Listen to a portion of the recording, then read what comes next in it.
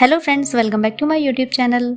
अगर इस सीरीज के आपने पिछले एपिसोड्स नहीं देखे हैं तो मैं लिंक डिस्क्रिप्शन में दे दूंगी, वहां से आप सारे एपिसोड्स देख सकते हैं। ये इस ड्रामे के हिंदी एक्सप्लेनेशन का पार्ट 10 है, तो चलिए वीडियो को स्टार्ट करते हैं। किट जैन को कॉल करता है तो जैन कहती है, क्या तुम मुझसे मिल सकते हो, मुझे तुमसे कुछ बात करनी है। तभी वानिका किट का फोन स्पीकर पर कर देती है। किट कहता है, मैं अब तुमसे कॉन्टेक्ट खत्म करना चाहता हूँ। जैन कहती है, तुम ऐसा नहीं कर सकते, तुमने मुझे असिस्टेंट की जॉब देने का प्रॉमिस किया था। वानिका ने मुझे चांटा मारा, तुमने तब भी मुझे सपोर्ट नहीं किया। मैं भी तो तुम्हारी वाइफ हूँ। अगर तुम ऐसा करोगे तो मैं वानिका को तुम्हारे और वार्ड के साथ साथ सबके बारे में बता दूंगी। तभी किट कॉल कट कर देता है। जैन गुस्से में वानिका को अपनी और किट की साथ वाली फोटोज शेयर कर देती है और कॉल करके कहती है, तुमने फोटोज देखी? वानिका कहती है, तुम क्या चाहती हो कि मैं तुम पर कोई घटिया कमेंट करूं? जैन कहती है, पर किट मुझसे ब्रेकअप करना चाहता है। वानिका कहती है, हाँ, क्योंकि मैंने ही उससे ऐसा करने के लिए कहा है और अब वो किसी और से अफेयर नहीं रखना चाहता। और आगे से ये न्यूड फोटो तुम ही देखना जब किट तुम्हारी लाइफ में नहीं होगा, समझी तुम? ये सुनकर जैन गुस्से में अपना फोन फेंक देती है। फिर वानिका क्यू को फोन लगाने के लिए कहती है। किट कहता है, मैं खुद तुम्हें सारे सवालों के जवाब दे तो रहा हूँ। वानिका पूछती है, तो हमारी शादी की रात तुम कहाँ थे? तुमने कहा था कि तुम अपने डैड से मिलने गए थे। चलो, मुझे भी उनसे मिलना है, क्योंकि हमारी शादी के बाद भी मैं उनसे कभी नहीं मिली हूँ। किट कहता है, मुझे इस बारे में कोई बात नहीं करनी। वानिका पूछती है, तुम्हारा पुराना नाम एक है ना? ये सुनकर किट शॉक हो जाता है। वानिका कहती है, जो मैंने पूछा है मुझे उसका जवाब दो। तभी डोरबेल रिंग होती है। वानिका जब डोर ओपन करती है तो वहाँ वार्ड होती है, जिसे देखकर वो शॉक हो जाती है और किट से आकर कहती है, क्या तुमने अपनी आंट को बताया नहीं था कि मुझे तुमसे प्राइवेटली बात करनी है? वार्ड कहती है, बताया था, वो मुझसे कभी कुछ नहीं छुपाता। वानिका कहती है, मुझे किट से अकेले में बात करनी है।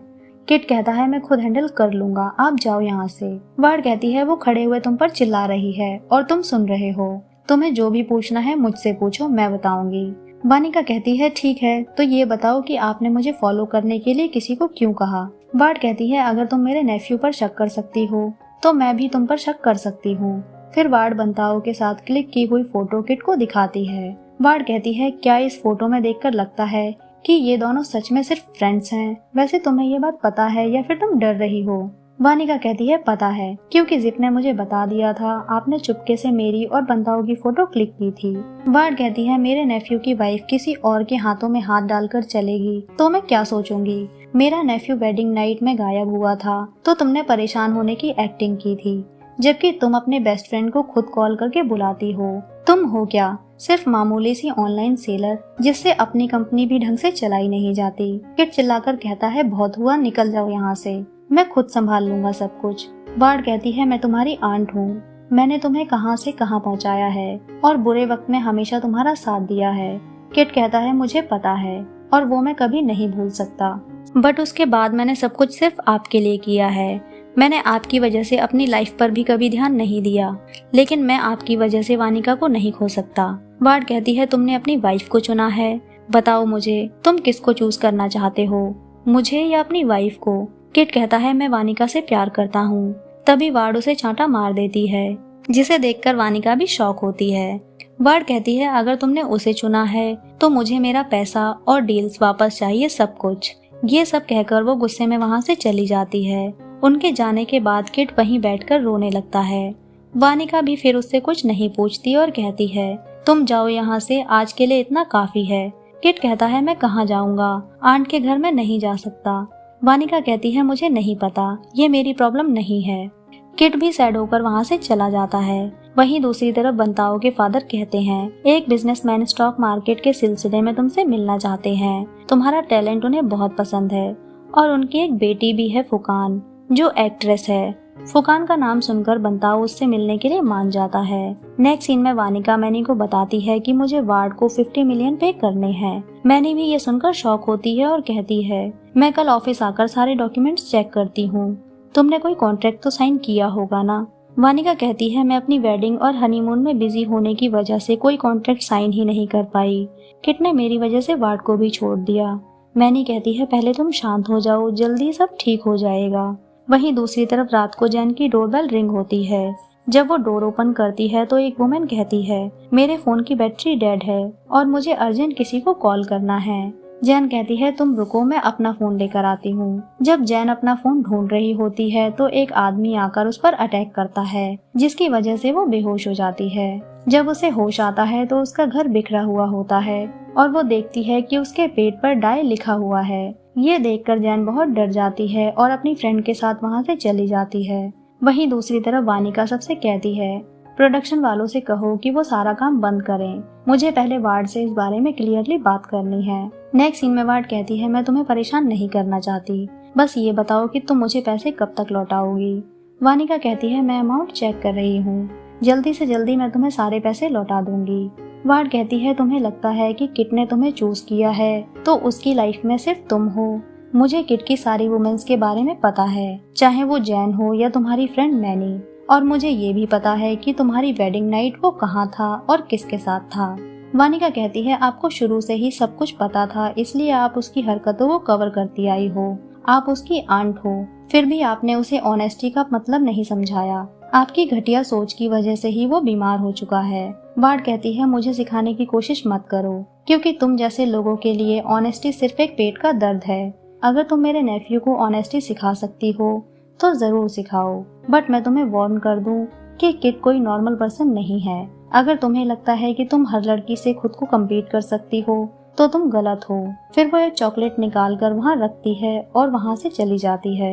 वार्ड के जाने के बाद वानिका गुस्से में वो चॉकलेट फेंक कर रोने लगती है और बहुत ज्यादा हर्ट होती है वार्ड की बातों से।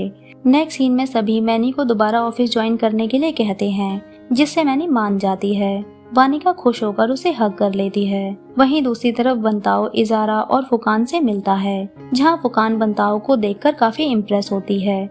वापस जाते हुए बंताओ कहता है फुकान को मैं ड्रॉप कर दूंगा। फुकान कहती है डैड तुम्हारे टैलेंट से काफी इम्प्रेस हैं। बंताओ बताता है कि मैंने स्टॉक मार्केट का काम अपने फादर से सीखा है। मेरी एक बेस्ट फ्रेंड है जो थोड़ा थोड़ा अमाउंट मुझे सेव करने के लिए देती थी, तो मैंने उसके पैसे अभी तक भी ऐसे ही मैनेज किए हुए हैं। मेरी फ्रेंड का नाम वानिका है, उसी की वजह से मैं इस काम में परफेक्ट हुआ हूँ। फुकान कहती है दुनिया कितनी छोटी है, मैं भी वानिका को जानती हूँ। बंताओ कहता है तुम किट के साथ होटल में क्या कर रही थी? मेरा एक फ्रेंड जर्नलिस्ट है। फुकान कहती है मैं किट से सिर्फ एक्सीडेंटली ही होटल में मिली हूँ, मैं उससे टकराई थी जब उसने मुझे गिरने से बचाया था। बंताओ कहता है मैं सिर्फ तुम्हारे अच्छे के लिए कह रहा था। फुकान कहती है तुम अच्छा सिर्फ अपनी फ्रेंड का सोचो, क्योंकि किट को उस दिन मैंने किसी दूसरी लड़की के साथ देखा था जो वानिका तो नहीं थी। वो दोनों काफी रोमांटिक मूड में भी थे। ये कहकर फुकान गुस्से में वहाँ से चली जाती है।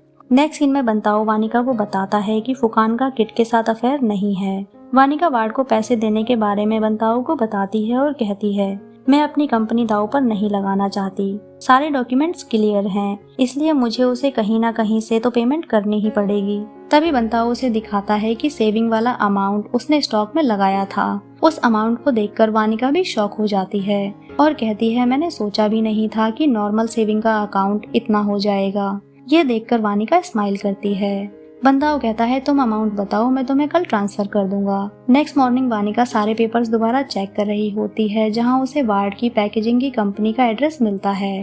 वार्ड ने कहा था कि तुम अपने प्रोडक्ट की बोटल्स इस कंपनी से डिजाइन करवाओ, अमाउंट थोड़ा ज्यादा होगा बट बेस्ट रहेगा। ये देखकर वानिका वहाँ जाने का डिसाइड करती है। नेक्स्ट सीन में वानिका वहाँ पहुंचकर उस फीमेल से कहती है मैंने यहाँ से पहले बोटल्स डिजाइन करवाई थी जो मुझे दोबारा डिजाइन करवानी है। तो वो फीमेल वानिका को कहती है मैं बॉस को बुलाती हूँ, आप यहाँ तब तक वेट करो। जब वानिका वहाँ वेट कर रही होती है तो एक बच्चा अपनी मदर के साथ वहाँ आता है। जब वो बच्चा चॉकलेट खाता है तो रैपर को वार्ड की तरह रैप करने लगता है, जिसे देखकर वानिका शॉक होती है और उसकी मदर से पूछती है ये इतनी चॉकलेट्स खाता है, आपको इसके दांत खराब होने का डर नहीं लगता? वो लेडी बताती है इसकी आंट थाईलैंड में बहुत कम आती हैं, वही इसके लिए बहुत सारी चॉकलेट्स लाती हैं। इनके फादर भी अपनी सिस्टर को मना नहीं करते। तभी वानिका को ये भी पता चलता है कि उस बच्चे का नाम भी किट है। ये सुनकर वानिका वहाँ से बाहर आ जाती है, जहाँ वो उस कंपनी के ओनर से मिलती है। वानिका जब और बोटल्स बनाने के बारे में कहती है, वो आदमी कहता है हमारे पास एम्प्लॉइज नहीं है, इसलिए मैं आपका ऑर्डर तो नहीं ले पाऊंगा। वानिका के जाने के बाद वो वार्ड को फोन पर सब कुछ बता देता है। वार्ड कहती है आज ही तुम फैक्ट्री बंद कर दो और सारे एम्प्लॉइज को घर जाने के लिए बोलो। इसी के साथ ये एपिसोड खत्म होता है। फ्रेंड्स, अगर आपको ये वीडियो अच्छी लगी है तो प्लीज़ वीडियो को लाइक करें, चैनल को सब्सक्राइब करें, न्यू अपडेट्स के लिए नोटिफिकेशन बेल आइकन को प्रेस करें। मिलते हैं नेक्स्ट वीडियो में, तब तक के लिए बाय बाय।